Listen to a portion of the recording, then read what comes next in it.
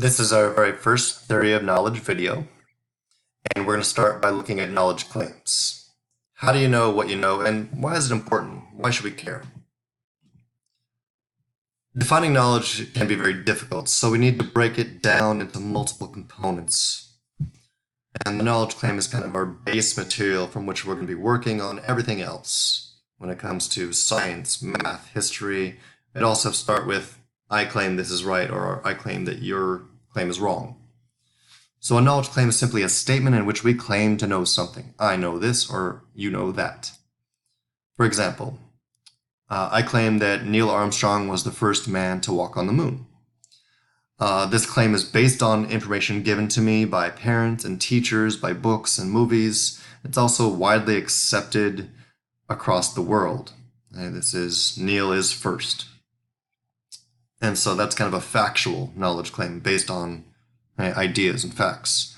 But you can also have a knowledge claim about knowledge itself and how we can use knowledge. For example, knowledge can be based on faith and reason. So it's about knowledge instead of a thing. We know Armstrong walked on the moon because we have faith in the truthfulness of the NASA scientists, faith in the truthfulness of the astronauts coming back, and the media who reported the events. So it's the idea that I am trusting these multiple sources to be true. That's my faith. So it doesn't have to necessarily be a religious thing. It's just another way to say trust. This is a claim that knowledge can be based on faith. That I know he was on the moon based on my trust of these additional sources. But perhaps we need a bit more for true knowledge. Despite the evidence, I wasn't on the moon. I don't have direct evidence, so there's an issue of certainty. I don't know for certain. And so to get there, I'm going to need a little bit more than just belief. Plato defined truth as a justified true belief, and that's much of the way as far as how we get to knowledge: justification, belief, and truth.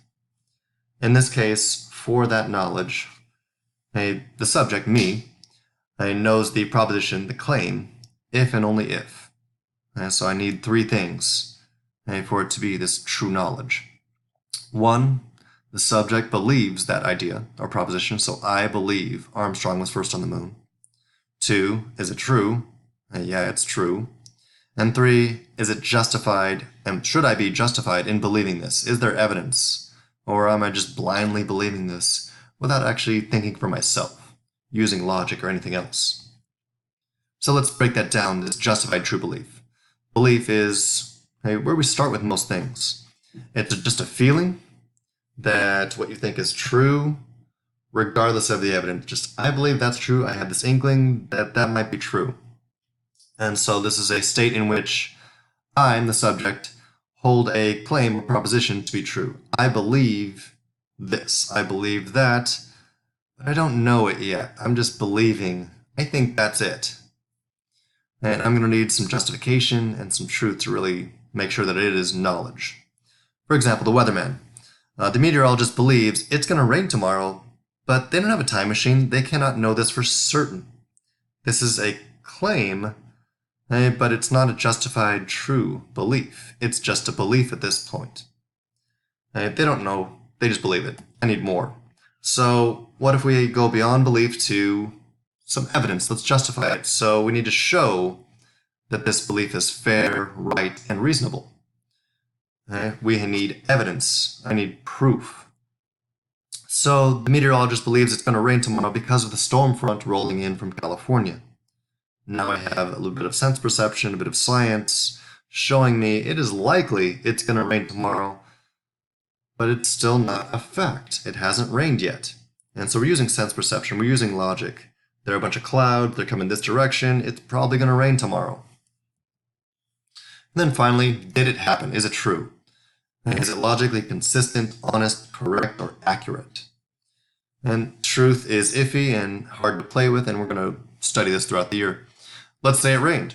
The meteorologist made a claim. I believe it's going to rain. I used evidence. The clouds are rolling in, and it actually rained. Hey, we're good. This is a justified true belief. We can put that in as knowledge. It rained. Or it didn't rain. That there was a claim, it's going to rain. I have evidence, the clouds are coming, and then it didn't rain. And so this was a justified false belief. And you kind of see in this chart how each of these things can interaction. I can believe something and without any evidence that it's going to rain without even looking at the sky, and if I'm lucky, or just accidental, it rains, great, it's a true belief, just it wasn't justified. I can believe it's going to rain, but if it didn't actually rain, these are untrue reasons. If something is justified and true, maybe that's just not enough. So I need all three. I need the interaction of all three for true knowledge. Let's break down knowledge a bit further. Types of knowledge. It's helpful to divide knowledge into different types to understand it a little bit best. But there's no one way to do it. There's multiple ways we can break it down. So here's a couple examples. With the weather one, that's a good one to work with. This is a priori, before experience, it's going to rain, and a posteriori, after experience, it rained. And so it's that prediction, and then finally, did it work? Or we might prefer to divide it a little bit in a different way. First-hand knowledge, knowledge we gain for ourselves, and second-hand knowledge, knowledge we acquire from other sources. So knowledge we gain for ourselves, I'm going to do an experiment on whether or not it's going to rain, versus I'm going to read it in a report or watch it on the news that it's going to rain. Another way to break it down. Practical knowledge. This is the kind of knowledge we have about how to do things that we learned, how to ride a bike, how to swim, play a violin, how to read in Mandarin. Others may know these skills, but you're going to bring your unique self to it, that nobody rides a bike quite like me. Nobody plays the violin in exactly the same way. Nobody speaks Mandarin in exactly the same way I do. So even if it is a shared thing that people do this, I'm putting my own spin on it. And it's the idea of the theory versus the practice. And that the theory is universal, how to play the violin. The practice is going to be a little bit different based on how I learned it. Knowledge by acquaintance. This is personal knowledge, something we know firsthand, knowing ourselves. Who are you? People we've met. Hey, there's Marcos, and I know Marcos. Or the taste of things we've eaten. In this case, and that's a tricky one, we don't have to be able to explain it to possess it. I don't have to explain who my friends are to have them.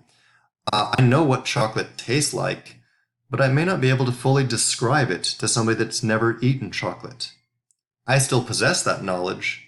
It's just very difficult to share that knowledge. It's knowledge that only I can have. It's knowledge by acquaintance. It's special to me.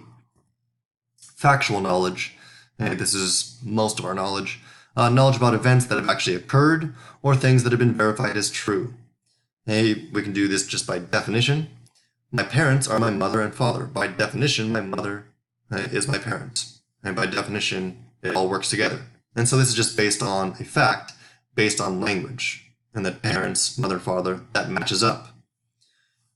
Or just by definition, in that culturally we figured out, okay, this is what a unicorn looks like.